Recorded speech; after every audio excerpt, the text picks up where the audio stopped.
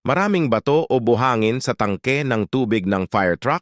Ang Rosenbauer TLF 4400 MAN fire truck ay isa sa mga pangunahing kagamitan ng mga bumbero sa pagtugon sa sunog at iba pang emerhensya.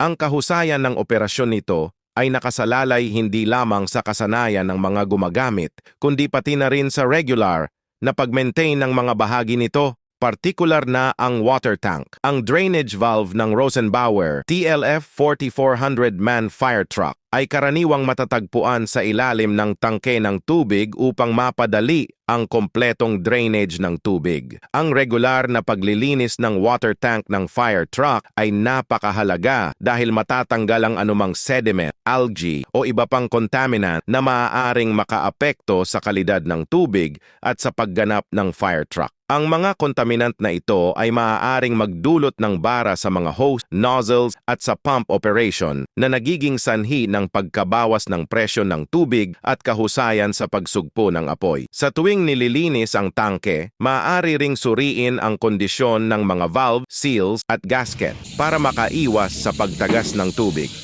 Sa tamang pamamaraan ng paglilinis at pag-inspeksyon, masisiguro na ang Rosenbauer fire truck ay palaging handa sa anumang emerhensya na nagbibigay ng proteksyon at seguridad sa komunidad.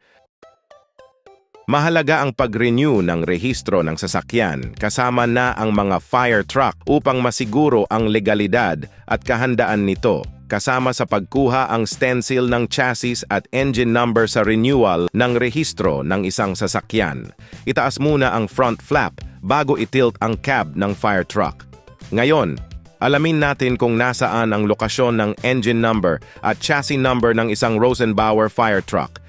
Ang chassis number ng TLF Rosenbauer fire truck ay matatagpuan sa ilalim ng front passenger side malapit sa gulong.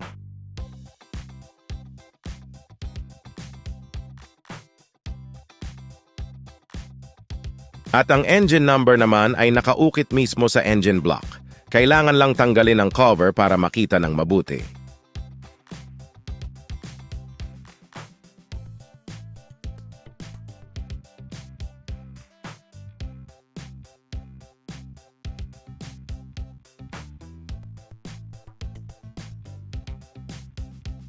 The engine number is located under the driver's side.